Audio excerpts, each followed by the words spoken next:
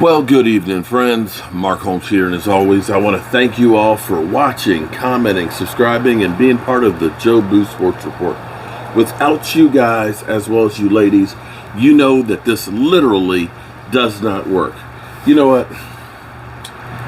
I can't believe that tomorrow night is New Year's Eve. Well, tomorrow's New Year's. Actually, a couple hours from now, it's New Year's Eve. Where did this year go? Then again, maybe we ought to be thankful this year is gone, and maybe 2022 will be an even better year. Although for the Cowboys, it's been pretty good. Tomorrow night, we're going to be live streaming into the new year. I'm too old to go out. I'm not risking my life, with drunk drivers and everything else on the ground. And I can't think of a better way to start next year than with you guys. So we'll be live streaming into the new year. If you are a channel member, what I'm going to do in the community tab, I will post a Zoom link so that way you'll be able to call in and be part of the live feed of that and so on. And we'll be live streaming it out to everybody else. We'll get a toast in. I don't like champagne too much, but I'll have my rum. I'll toast with some rum or something. But anyway, I can't wait for that. That's going to be a great way to end the year and start the next one. Amari Cooper. It's amazing. It's amazing that last week we had everybody talking about Amari Cooper's pissed off. Amari Cooper, get me the damn ball. Amari Cooper's mad. No, I said, after first hearing about Amari Cooper saying that he, needs the ball more, it was kind of taken out of context. And see, the thing is you can make something sound completely off by taking it out of context of the whole narrative. First thing, he didn't just come out and say, damn it, I need the ball. I'm sick and tired of it. I'm sick of this shit. I need the ball. That's not what happened. He was asked about the Cowboys offense and said, are you flustered with the way the Dallas Cowboys offense is playing? And he's like, yeah, we know we good. We need to be better. I think I can be part of the solution of that. He's looking inward at himself saying, I got to do better to help my team in the red zone to do better. Of course, this week, the Cowboys go out. Dak Prescott's the player of the week. Literally, you got to catch, you got to catch, you got to catch. And I think, I thought I heard Mike say that for the Dallas Cowboys, that 19 different players have scored this year. 19! No, 19. No, 19. Yeah, I know some of you old heads will know what I'm talking, what song I'm talking about. I know some of you old heads will know which one, what rap song I'm talking about. But 19 different people have gotten a score for the Cowboys. That's freaking insane. I mean, even offensive linemen, defensive linemen, D-backs, cornerbacks, everybody. You get a touchdown, you get a touchdown, you get a touchdown, you get a touchdown. But Amari Cooper, what a difference a week makes, today was talking about, and this is where you have to understand, when you are DeMarcus Lawrence and you've made a whole bunch of money and you're 29 years old, you start thinking about your own mortality. It's not about the money now, it's more about trying to get a ring and create your legacy. And Amari Cooper, although he's not 29, realizes that too from the multitude of injuries, from being part of the Raiders teams, having been through the highs and the lows of the Dallas Cowboys and not having been back to the playoffs since 2018. All of a sudden, you start to treasure this. And Amari Cooper being talked to again, and the media, of course, likes to set you up, but him basically saying that right now we have everything. We have all the pieces. And right now, the Cowboys seem to actually have health on their side. I pointed out that the Dallas Cowboys defense, now granted, they played Washington twice, in the last 2 weeks. They also played the Giants that are in there. So, you look at some of those teams and you say, yeah, well, they weren't exactly the best teams. But still, when you can choke somebody out to 14.3 points average per game, I don't care who it is in the NFL. That's freaking insane. That defense, which literally finally got together as one piece, that actually grew because we'd lose a player here, we'd lose a player here, but people were getting experience. Do you fear Randy Gregory getting injured? Do you look at that and say, oh my God, the season's over? No. Or do you look at Demarcus Lawrence? If Demarcus Lawrence ended up going down, do you look at that and say, oh my God, the season's over? No, because we had that. Donovan Wilson. Hell, Donovan Wilson's hardly played all season. He was our number one safety going into the season. And so you look at this and you say, with the exception of Dak Prescott and probably Zeke Elliott, that if we lose somebody, we have so much depth that we can get somebody else to fill in. It's almost like that Hydra or Medusa's hair, where you chop off a snake or you chop off a head, another one grows out. And this reminds me of pre-free agency salary cap.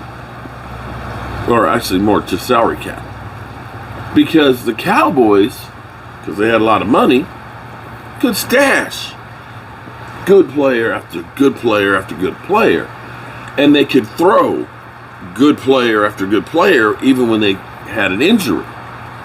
With free agency, because the money is watered down, you have to spend it equally, it's been harder to do that. But because of COVID, expanding the practice roster and being able to take guys off of the practice roster back and forth, people are basically using that to stash players. And the Cowboys' biggest advantage over everybody is evaluating players and talent to find them to fit the needs. Let's be clear. The New York Giants have had a top pick in the draft, top half, sometimes top 5 every freaking year. But because they don't know how to evaluate talent, they're ass. The Eagles have spent more draft capital on quarterback. And are you really sold on Jalen Hurts as being the franchise quarterback? Now, for them, they did make something out of getting rid of Carson Wentz. They'll get a number 1 there and some of the other trades. So they have some draft capital. Although next year, they say is a black hole as far as getting quarterbacks. But the Cowboys, to their credit, when we looked at the defense, they said there's no way you can fix this mess in 1 year. But then you get Micah Parsons.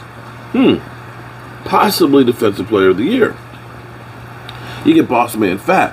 Hadn't played a whole lot, but what you've seen this past week says that boy can play. You get an Osa, wrestling champion. Dude is a beast. You get a Goldston, role player. You get a Cox, although injured this year, he was playing and a starter. You don't usually get that many players out of one draft. And you look back at last year and you get CeeDee Lamb in the first and Diggs in the second. The Cowboys finding this talent that is young, that is cheap. This isn't going through and saying, we need a safety, let's take our number 1s and another pick and trade them to the Jets and get it into box safety, and your defense is still ass. The Cowboys, by hook or by crook, by lying, cheating, and stealing, whatever you want to call it, have found talent and gotten them all seasoned and ready and hungry for the playoffs. And Dak, their leader, has kind of mentioned that tomorrow night being New Year's Eve, then we got to talk to the younger guys and let them understand, hey, we got business to handle. You want to party? 6 weeks, bro. Wait 6 weeks. This isn't a trip to Cabo. This isn't, I got to go out and party and bring in the new year. This is, we're here to do a job. And when that's done, then we'll party. I like that. In fact, I love that. And the thing is, the thing that is so different, one, I kind of point back and maybe believe that when Jerry Jones woke up after last New Year's, after one of the most horrifying seasons in the history of the Cowboys, and he said, when you're the GM and the owner, you can't fire yourself. You got to do better. I have to change. I must change, and I will change.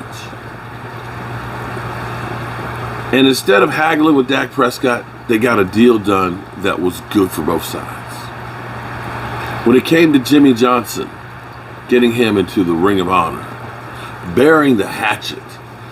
When it came to getting a defensive coordinator, instead of him picking a guy who was tied to the Cowboys in a puppet, they got Dan Quinn, and they let Dan Quinn go shopping for the groceries. And it feels like the football gods are smiling down on the Dallas Cowboys. That maybe Jerry Jones has made amends for his transgressions. That he's confessed his sins. And that now we can all move on. Because this year does not feel like any other year. We've had great offenses. Oh my God. To think we scored 49 points against Denver and we still lost the game. You think last year we were averaging like 36 points a game for those first 6 games. And we were losing those games. But for the first time, we got offense and we got defense. And you can't say the offense got to take care of the defense and the defense got to take care of... Look, they're taking care of each other. They're elevating each other. Sorry, ran out of memory on here in mid-thought. But the Dallas Cowboys defense, to me, I think there was a show called When Animals Attack. I think that's what we need to call this defense, When Animals Attack. Because we know how much Micah Parsons likes the animals, the Jaguars, the Eagles, the Lions, okay? You know, I just got to feel that when animals attack, that's got to be the name for the defense. But anyway,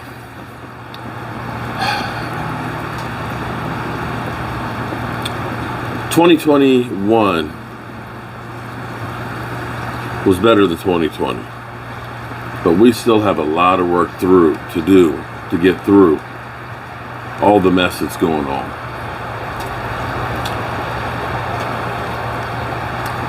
I hope that 2022 we can start healing and building things back. I love the internet. Believe me, I do. But there's so much negativity that goes on here. It's easy to be an asshole behind a keyboard. And my message to everybody is trying to look out for each other. Trying to make it a better world for everybody. And I'm going to keep trying to do that one person at a time. And if I can make one person, besides my wife, actually make it 2. If I can make my wife happy, and I can make one other person happy or make them smile, then I did my part as a human being for society. Because if each one of us helped one other person. Nobody need any help. Everybody be helped. And so, we come to the end of another day. I'm going to go lay my dead bones down, as my dad would say, and pray that tomorrow morning I wake up and I'm here with you guys. I appreciate y'all. Be safe out there.